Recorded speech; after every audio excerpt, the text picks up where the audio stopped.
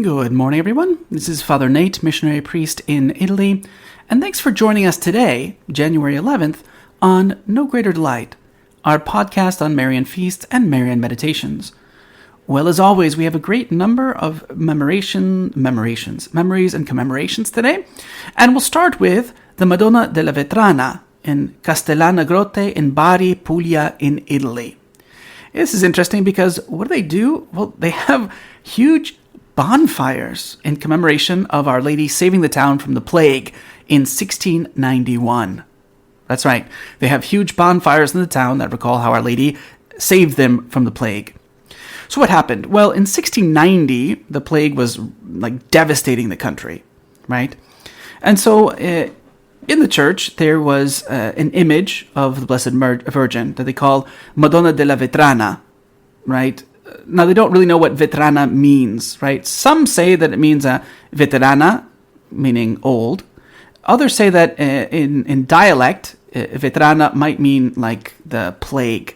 So whatever. It's an old image, probably from 1300s, and it's been up there in the church. So what happened? Again, the plague arrived on December 23rd, 1960, right? And if you know the plague, it spread very rapidly. But the situation dramatically changed during the night between January 11th and 12th, 1961. Well, what happened? Well, two priests, Don Giuseppe Gaetano Lanera and Don Josephat Pinto, they were praying incessantly that Our Lady would free the people from the plague, right? And so they had an idea, right? At the same time, they had the same idea to anoint the infected ulcers of the ill with oil from the lamp that was always burning next to that image, right? And with that to cure the pestilence. So that's what they did, right? They would anoint with this oil those who were sick with the plague, and they would burn everything that had come into contact with the illness, right? And so what does that mean? Well, interestingly enough, from the 12th of January, in Castellana, there were no further deaths from the plague, right? Everything was immediately attributed to the miraculous intercession of Our Lady. And yes, she deserved that increasing veneration. The mayor in 1691 tried to put the feast day in April to recall the miracle. But, the people recalled the day of their salvation, that is January 11th. And they recall this with the fest of La Festa della Fanove. That is like they have these huge fires, right? And so this is the way that's described. It says, during the night, the region is transformed thanks to the heat and the light of many fires, which are lit from well-placed wood in the form of a cone, and they are made to burn until the morning of the 12th, right? So again, 1691, Our Lady saved them from the plague. Now, you might want to say, they burned everything that came into contact with the illness, so that's why it couldn't spread. Yeah, but people still should have died if you had the plague. I think the death rate was something like 30%, so you shouldn't have just gotten away scot-free after you had the plague. Also, we celebrate Nuestra Señora del Carmen in Cojimar, Havana in Cuba, right? So you might be thinking again, Our Lady of Mount Carmel is July 16th. Yes, but it was on this day, January 11th, in 1866, that Don Pio Garcia, who was the sacristan of one of the churches, asked the Bishop of Havana for permission to take up a collection to be able to build a chapel in this little fishing village east of the capital, right? So the priest actually donated the land, and the first stone of the church was laid December 26, 1877. On January 11th, 1879, so that's 13 years after he began asked for permission to take the collection, the church was dedicated to Our Lady of Mount Carmel. And on January 19th, her image was placed over the main altar and the first Mass was said, right? It's a very big celebration for them there. Now we jump over to Java in Indonesia, the Gua Maria Selintang, Kokap, Watts, and Yogyakarta, where the grotto in honor of Our Lady was inaugurated in 2004. Likewise, in 1666, the painting of Madonna del Suffragio, Our Lady of Intercession, was solemnly crowned. This is in Rome, Italy. Likewise, Santa Maria della Catena in Aci Catena, Catania, Sicily, Italy. In 1693, the church was destroyed by an earthquake. but Our Lady's shrine was left untouched. And last but not least, Abbot Orsini tells us that it's the Our Lady of Bessières in Le Mousson in France. He doesn't say what it is, but apparently this commemorates that a certain heretic who had derided the devotion paid to this image saw his house consumed without being able to discover whence the fire originated.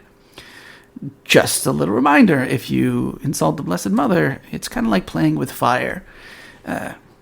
Either the eternal fire, or in this case, a heretic who watched his house go up in smoke. Well, that's unfortunate, but that's why we remain devoted to Our Lady. Not just because we don't want our houses to burn down, but because she deserves it. She's the mother of our Savior and our mother as well. So for today's meditation, taken from the book Marian Meditations by Father Ildefonso Villar, we begin meditation 27, entitled The Annunciation, but with a focus on Marian slavery. This meditation only has 2 parts, but we'll hear the first one today. It's a little longer.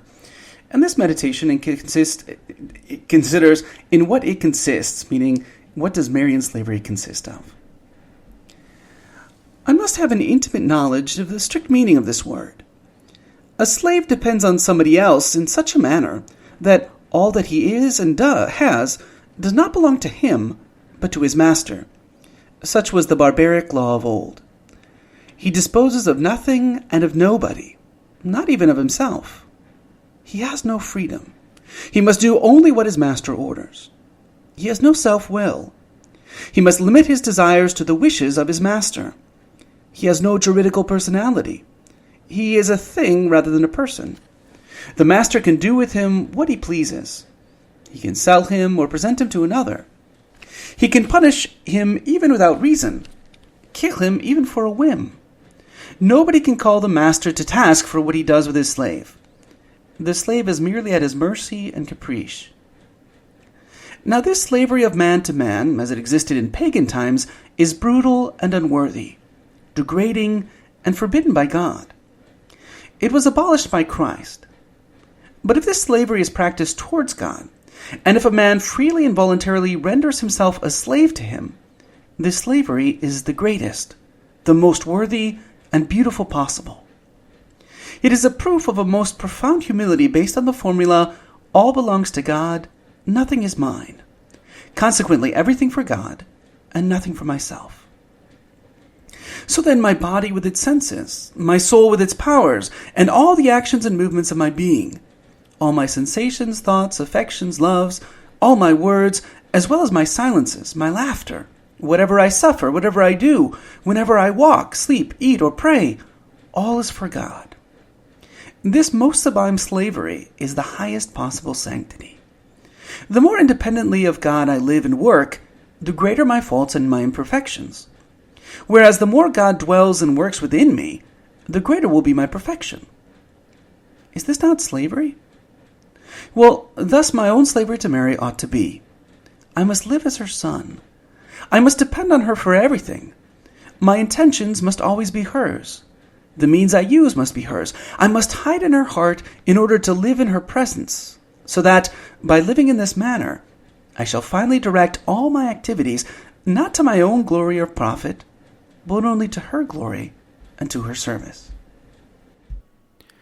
For today's reading from the Admirable Heart of Mary, we reach the conclusion of this chapter wherein St. John Eudes has compared Mary to the Temple of Jerusalem and the particular items that are inside.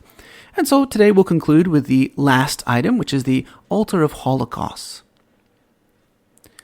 St. Augustine, St. Gregory the Great, and several other fathers say that the altar of holocausts also symbolize the hearts of all the saints, who are the real altars on which God is honored by the spiritual sacrifices offered day and night to his divine majesty. Yet much more truly can this be said of the Holy Heart of Mary. Her heart is the true altar of holocaust, says the illustrious John Gerson, and on it the sacred fire of divine love blazed day and night. The mother of the sovereign priest constantly offered to God sacrifices of love, praise, thanksgiving, expiation for the sins of the world, and every possible sacrifice. On the altar of her heart, Mary sacrificed to God all the things of the world, and every creature of the universe as so many different victims. She sacrificed her being, life, body, soul, all her thoughts, words, and actions, the employment of her senses and faculties, and in general, all that she was, all that she possessed, and every power of her soul.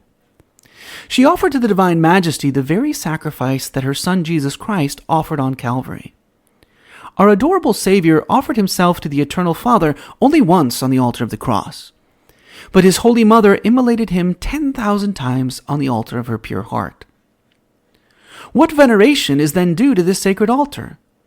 Be you blessed, O God of my heart, for having consecrated this most worthy altar to the glory of your most adorable Majesty. Deign to transform our cold hearts into glowing altars on which we may offer you an unremitting sacrifice of praise and love.